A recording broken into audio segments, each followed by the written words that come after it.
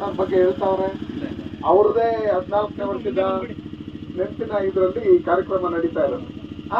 Next match ಯಾವ್ದಂತ ಆಮೇಲೆ ಮಾತಾಡ್ಕೊಳ್ಳೋಣ ಅಲ್ವಾ, ಮುಗ್ದೋಯ್ತು ಈಗ ಸದ್ಯಕ್ಕೆ. ಈ ದಿನ ಏನು ನಮ್ಮ ದಿವಂಗತ ಆಲಂಗೂರು ಸೀನಣ್ಣ ಅವರ 14ನೇ ಪುಣ್ಯತಿಥಿಯ ನೆನಪಿಗೋಸ್ಕರ ಅವರ ಸುಪುತ್ರಿಯಾದಂತ ಭವಾನಿ ಮೇಡಮ್ ಅವರು ಮತ್ತೆ ಅಖಿಲ ಕರ್ನಾಟಕ ಸೇವಾ ಟ್ರಸ್ಟ್ ಮತ್ತೆ ಕರ್ನಾಟಕ ರಕ್ಷಣಾ ವೇದಿಕೆ ವತಿಯಿಂದ ಕ್ರಿಕೆಟ್ ಟೂರ್ನಮೆಂಟ್ ಅನ್ನ ಹಮ್ಮಿಕೊಂಡಿದ್ದಾರೆ. ಇದರ ಎಲ್ಲ ಉಸ್ತುವಾರಿಗಳನ್ನ ನಮ್ಮ ಬಾಲಕೃಷ್ಣರವರು, ಪ್ರಕಾಶ್ ರವರು, ಹರೀಶ್ ರವರು ಎಲ್ಲ ಒಪ್ಕೊಂಡು ಈ ಕಾರ್ಯಕ್ರಮಕ್ಕೆ ನಮ್ಮ ಸಹೋದರರು, ಮುಳಬಾಗಿಲ ಶಾಸಕರು, ಮಾಜಿ ಸಚಿವರು ಆದಂಥ ನಾಗೇಶ್ ಅಣ್ಣವರು ಇರ್ಬೋದು, ಆಲಂಗೂರು ಶಿವಣ್ಣವರು ಇರ್ಬೋದು, ಗಣಪತಿ ರೆಡ್ಡಿ ಅಣ್ಣವ್ರು ಇರ್ಬೋದು, ಶ್ರೀಗಳ್ಳಿ ಸುಂದರು, ಲಕ್ಷ್ಮೀನಾರಾಯಣ ಅವರು, ರಾಜಗೋಪಾಲ್ ರವರು, ಸುರೇಶ್ ನಾಗನಹಳ್ಳಿ ಅವರು ಇರ್ಬೋದು, ಪ್ರಕಾಶ್ ರೆಡ್ಡಿ ಅವರು ಇರ್ಬೋದು, ನಮ್ಮ ಮೈಕ್ ಶಂಕರ್, ಮನೆ ಶರಣ್, ಎಲ್ಲರನ್ನು ಎಸ್ ಮೇಲೆ ಸುಮಾರು ಜನ ಇದ್ದೀರಿ. ಇವರೆಲ್ಲರನ್ನು ಭಾಗವಹಿಸಿ ಇವತ್ತು ನಮ್ಮ ಸುರೇಶ್ ನಮ್ಮ ನಗ್ಲಿ ಟೀಮ್ ಅಣ್ಣ ನಮ್ದು ಫೈನಲ್ ಬರ್ತೈತೆ ಅಂತ ಹೇಳಲ್ಲ. ನಾನು ಹೇಳಿದೆ ಬರ್ತೀರಪ್ಪ, ನಾನು ನಿಮ್ಮ ಟೀಮಲ್ಲಿ ಆಡ್ತೀನಿ ಅಂತ ಹೇಳಿದೆ. ಬರೋಷ್ಟು ಒಳಗಡೆ ಅದು 4ನೇ ಪ್ಲೇಸ್ಗೆ ಹೋಗ್ಬಿಟ್ಟಿತ್ತು. ನಾನು ಏನು ಮಾಡ್ತೀನಿ. ಆದ್ರೂ ಹುಡುಗರು ತುಂಬಾ ತಾಯ್ಲೂರು ಅವರು ತುಂಬಾ ಚೆನ್ನಾಗಿ ಆಡಿದ್ದಾರೆ. ಅವರು ಫೈನಲ್ ವರ್ಗೂ ಬಂದಿದ್ದಾರೆ ಅಂದ್ರೆ ಅವರು ತುಂಬಾ ಕಷ್ಟಪಟ್ಟು ಆಡಿದ್ರು. ನಾವು ಸಣ್ಣ ಪುಟ್ಟ ಆಡಿರ್ತೇವೆ. ಟೀಮ್ ವರ್ಕ್ ಏನಿದೆ 11 ಜನದ ಮೇಲೇನೂ ಇರ್ತೈತೆ, ಒಬ್ಬೊಬ್ರದ್ದು ಒಬ್ಬೊಂದು ಇರ್ತೈತೆ. ನಮ್ಗೆ ಏನು ಕೆಲಸ ಇತ್ತು ಅದನ್ನ ನಾವು ಮಾಡಿದ್ವಿ. ನೀನು ಕೆಲಸ ಮಾಡಿ ಆಪರೇಷನ್ ಆದ್ರೂ ಫೀಲ್ಡಿಂಗ್ ಗಿಲ್ಡಿಂಗ್ ಎಲ್ಲ ಮಾಡಿದ್ಯಾ. ಅದಕ್ಕೆ ನಾನು ಹೇಳೋದೇನಂದ್ರೆ ಅವಕಾಶಗಳು ಯಾವಾಗಲೂ ಸಿಕ್ಕಲ್ಲ. ಸಿಕ್ಕಂತ ಟೈಮಲ್ಲಿ ಅದನ್ನ ಬಳಸ್ಕೊಬಿಡ್ಬೇಕಷ್ಟೇ. ಏನು ಹೇಳಿ, ಇನ್ನೊಂದು ಮ್ಯಾಚ್ ಆಡೋಣ ಬಿಡು ಅನ್ನೋ ಲೆಕ್ಕಾಚಾರದಲ್ಲಿ ಹೋದ್ರೆ ನಮ್ಗಿನ್ನ ಚೆನ್ನಾಗಿ ಆಡಿದ್ರೆ ನಾವು ಇರಲ್ಲ ಅಲ್ಲಿ ಸೆಮಿಫೈನಲ್ 4ನೇ ಪ್ಲೇಸ್ಗೆ ಹೋಗಿರ್ತೀವಿ ಅಲ್ಲ. ಅದಕ್ಕೋಸ್ಕರ ನಗ್ಲಿಯವರು ತುಂಬಾ ಚೆನ್ನಾಗಿ ಆಡ್ತಾರೆ. ಮುಂದಿನ ದಿನಗಳಲ್ಲಿ ಇನ್ನೂ ಉನ್ನತ ಮಟ್ಟದಲ್ಲಿ ನಾವು ಆಲಂಗೂರು ಸೀನಣ್ಣವ್ರ ಬಗ್ಗೆ ಮೊದಲಿಂದನೂ ಈಗಾಗಲೇ ಎಲ್ಲರೂ ಹೇಳಿದಿರಿ. ನಮ್ಮಲ್ಲಿ ಯುವಕರಿದ್ದಾರೆ ಸುಮಾರು ಜನಕ್ಕೆ. ಆಲಂಗೂರು ಸೀನಣ್ಣವರು ಈ ಮುಳಬಾಗಿಲಿಗೆ ಏನೇನು ಕೊಡುಗೆ ಕೊಟ್ಟಿದ್ದಾರೆ ಅನ್ನೋ ಲೆಕ್ಕಾಚಾರದಲ್ಲಿ ಗೊತ್ತಿಲ್ಲ.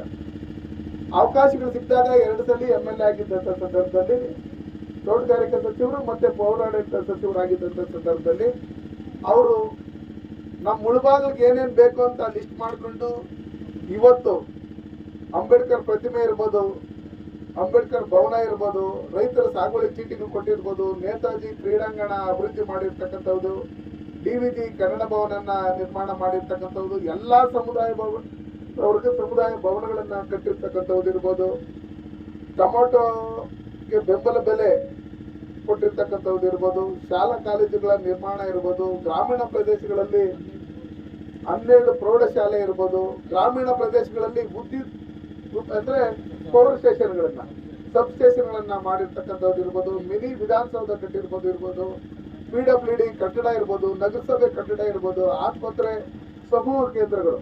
ಇವಾಗ ಏನು ನಾವು ಹೋಬಳಿ ಹೆಡ್ ಕ್ವಾರ್ಟರ್ಗಳಲ್ಲಿ, ಪಂಚಾಯತಿ ಹೆಡ್ ಕ್ವಾರ್ಟರ್ಗಳಲ್ಲಿ ನಾವು ಕಟ್ಟಿರ್ತೀವಿ ಅದಿರ್ಬೋದು, ಒಡ್ರಳ್ಳಿಯಲ್ಲಿ APMC ಮಾರ್ಕೆಟ್ ಇರ್ಬೋದು, ಅದಾದ್ಮೇಲೆ ಗ್ರಾಮೀಣ ರಸ್ತೆಗಳ ನಿರ್ಮಾಣ ಇರ್ಬೋದು, ವಿವಿಧ ವಸತಿ ಇಲಾಖೆಗಳಿಂದ ಬಡವರಿಗೆ ಸಾವಿರಾರು ಮನೆಗಳ ನಿರ್ಮಾಣ ಇರ್ಬೋದು, ಅಹಿಂದವ್ರಿಗೂ ರಾಜಕೀಯದಲ್ಲಿ ಬೆಳೆಸಿರ್ತಕ್ಕಂಥವ್ರು ಕೆರೆಗಳ ಅಭಿವೃದ್ಧಿ ಇರ್ಬೋದು, ಅರಣ್ಯ ಅಭಿವೃದ್ಧಿ ಇರ್ಬೋದು, ಆಮೇಲೆ ಹಳ್ಳಿಗಳಲ್ಲಿ KMF ಡೈರಿಗಳಿರ್ಬೋದು, KSRTC ಬಸ್ ನಿಲ್ದಾಣ ಇರ್ಬೋದು, KSRTC ಡಿಪೋ ಇರ್ಬೋದು, ಬೆಂಗಳೂರಲ್ಲಿ ಹೈಕೋರ್ಟ್ ಯಾವ ರೀತಿ ಅದೇ ಮಾದರಿಯಲ್ಲಿ ಮುಳಬಾಗಿಲಲ್ಲಿ ಹೈಕೋರ್ಟ್ ಕಟ್ಟಡ ಕಟ್ಟಿರ್ತಕ್ಕಂಥದ್ದು ಇರ್ಬೋದು.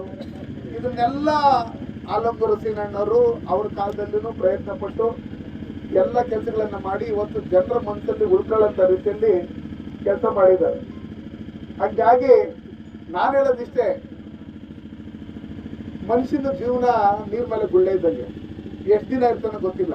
ಈಗ ಇರ್ತೀರಿ, ಸ್ವಲ್ಪ ಹೊತ್ತಿರೋದು ಇದಿಲ್ಲ. ಆಟ ಆಡ್ತಾ ಸುಮಾರು ಜನ ಸತ್ತೋಗ್ತಾರೆ, ನೋಡ್ತಾ ಸುಮಾರು ಜನ ಸತ್ತೋಗ್ತಾರೆ, ನಗ್ನಗ್ತಾ ಸುಮಾರು ಜನ ಸತ್ತೋಗ್ತಾರೆ. ಇವೆಲ್ಲ ನೋಡಿದ್ದೀರಿ. ನಾವಿಲ್ಲ ಆದ್ರೂ ಶಾಶ್ವತವಾಗಿ ಉಳ್ಕೊಳ್ಳೋಂಥ ಕೆಲಸಗಳು ಕೋಲಾರ ಜಿಲ್ಲೆಯಲ್ಲಿ ಮುಳಬಾಗಿಲಲ್ಲಿ ಮಾಡಿದ್ರೆ ಅದು ಸಾವಿರಾರು ವರ್ಷಗಳಾದ್ರೂ ಇವತ್ತು ಇತಿಹಾಸದಲ್ಲಿ ನಾವು ಉಳ್ಕೊಳ್ತೀವಿ. ಅಂತ ಕೆಲಸಗಳನ್ನ ನಮ್ಮ ಆಲಂಗೂರು ಸೀನಣ್ಣವ್ರು ಮಾಡಿದ್ದಾರೆ. ಅವ್ರನ್ನ ಸದಾ ಯಾವಾಗ್ಲೂ ನೆನ್ಸ್ಕೊಂಡು ಅವ್ರದ್ದು ಏನಾದ್ರು ಒಂದೊಂದು ಕಾರ್ಯಕ್ರಮಗಳು ಮಾಡ್ಬೇಕಂದ್ರೆ ನಮ್ಮ ಡಾಕ್ಟರ್ಗೆ ತುಂಬಾನೇ, ಯಾಕಂದ್ರೆ ಅವ್ರ ತಂದೆಯವರು ಕೆಲಸ ಮಾಡಿರ್ತಕ್ಕಂಥ ಕೆಲಸಗಳನ್ನ ಹಿರಿಯರ ಜೊತೆ ಸೇರ್ಕೊಂಡು ಮಾಡ್ಬೇಕು. ಈಗ ನಾಗೇಶ್ ಅಣ್ಣವ್ರು ಹೇಳ್ತಾ ಇದ್ರು, ಆ ಪ್ರತಿಮೆಯನ್ನ ಲಿಕ್ಕಿ ಮುಚ್ಚಿಕ್ಕಿದಾಗ ನನ್ಗೂ ಒಂಥರ ಬೇಜಾರಾಗುತ್ತೆ, ಏನಪ್ಪ ಇದು ಮುಚ್ಚಿಕ್ಕವ್ರೆ, ಇಷ್ಟೆಲ್ಲ ಕೊಡುಗೆಗಳು ಕೊಟ್ಟಿರ್ತಕ್ಕಂಥವ್ರು ಯಾರ್ಯಾರ ಕೆಲಸಕ್ಕೆ ಬರೆದಿದ್ದವ್ರದ್ದೆಲ್ಲ ಪ್ರತಿಮೆಗಳು ಎಲ್ಲಂದ್ರೆ ಅಲ್ಲಿ ಇಟ್ಬಿಟ್ಟಿರ್ತಾರೆ, ಅದು ಪರ್ಮಿಷನ್ ಇಲ್ಲ, ಇನ್ನೊಂದಿಲ್ಲ ಮತ್ತೊಂದಿಲ್ಲ. ಈ ಮುಳುಬಾಗಿಲು ಇಷ್ಟೆಲ್ಲ ಕಷ್ಟ ಬಿದ್ದಿರೋಂಥ ಈ ತರ ಸತಾಯಿಸಿ ಕಾಯಿಸಿ ಇದೆಲ್ಲ ಮಾಡೋದು ಇದೆಯಲ್ಲ, ಅದೊಂಥರ ಅವಮಾನ ಮಾಡಬೇಕು ಅವ್ರಿಗೆ.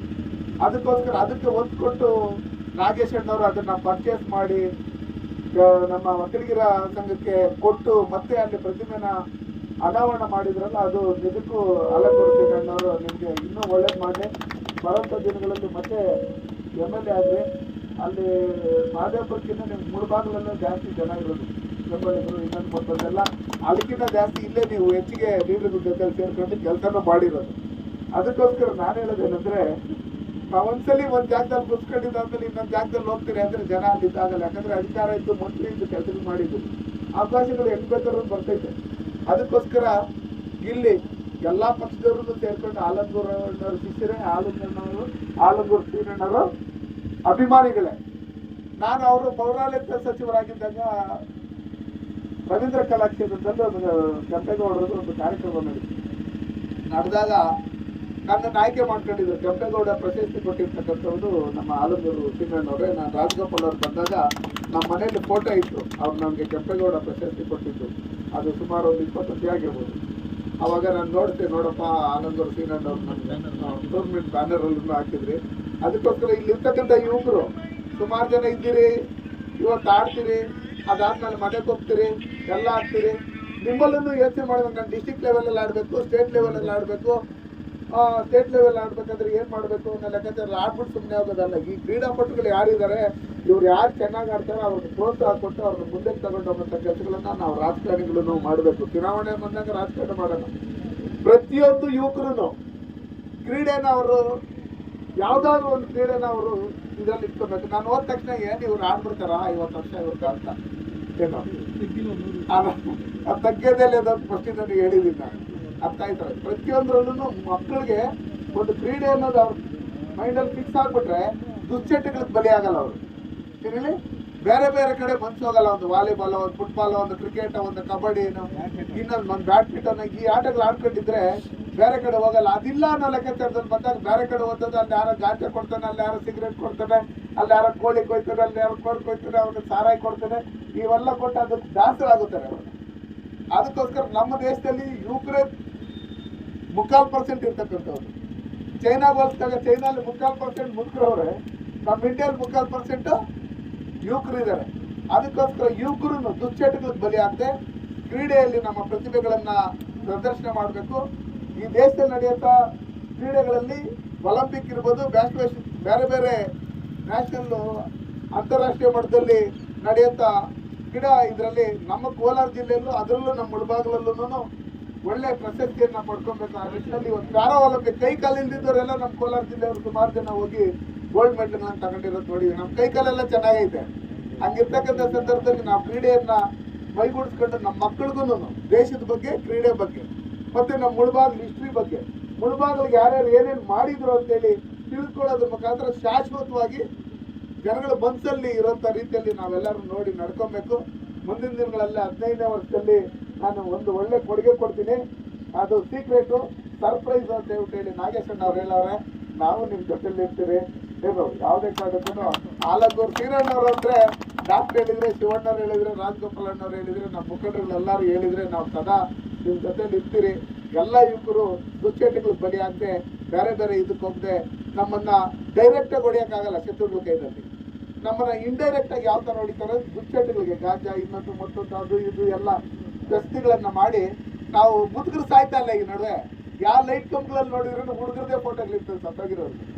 ಅದಕ್ಕೋಸ್ಕರ ನಮ್ಮ ಯುವಕರು ಈ ದುಶ್ಚಟಗಳಿಗೆ ಬಲಿ ಆಗದೆ ಈ ಸಮಾಜನ ಕಟ್ಟುವಂಥ ಕೆಲಸ, ಈ ದೇಶನ ಕಟ್ಟುವಂಥ ಕೆಲಸ ನಾವೆಲ್ಲರೂ ಒಟ್ಟಿಗೆ ಸೇರಿ ಮಾಡಬೇಕು. 140 ಕೋಟಿ ಜನಸಂಖ್ಯೆ ಇದೆ. ನೆಕ್ಸ್ಟ್ ಮೆಡ್ಲನ್ನ ಲೆಕ್ಕಾಚಾರದಲ್ಲಿ ಬಂದಾಗ 1 ಕೋಟಿಗೆ 1 ಮೆಡ್ಲ್ ಅಂದ್ರೆ 140 ಕೋಟಿಗೆ 140 ಮೆಡ್ಲ್ ಬರಬೇಕು. ಆ ಒಲಿಂಪಿಕ್ದಾಗಲಿ, ಇನ್ನೊಂದಾಗಲಿ, ಮತ್ತೊಂದಾಗಲಿ. ನಮ್ಮ ಗ್ರಾಮೀಣದಲ್ಲಿ ಬಡವರು ಇರ್ಬೋದು, ಅವ್ರ ಪ್ರತಿಭೆ ಇದೆ, ಅದನ್ನ ಬೇರೆದ ಕಡೆ ಕಳಿಸ್ದೆ ಅದರಲ್ಲಿ ಮುಂದುವರಿಸಿದ್ರೆ 100% ನೀವು ಸಕ್ಸಸ್ ಆಗ್ತೀರಿ. ನಿಮ್ಮ ಜೊತೆ ನಾವು ಇರ್ತೀರಿ ಅಂತ ಹೇಳಿ ಈ ಸಮಾರಂಭಕ್ಕೆ ನಮ್ಮ ಬಾಲು ಅವರು ಎಲ್ಲರನ್ನು, ಹರೀಶ್ ಅವರು, ಪ್ರಕಾಶ್ ಅವರು, ಎಲ್ಲರೂ, ಗಂಗಾಧರ್ ಅವರು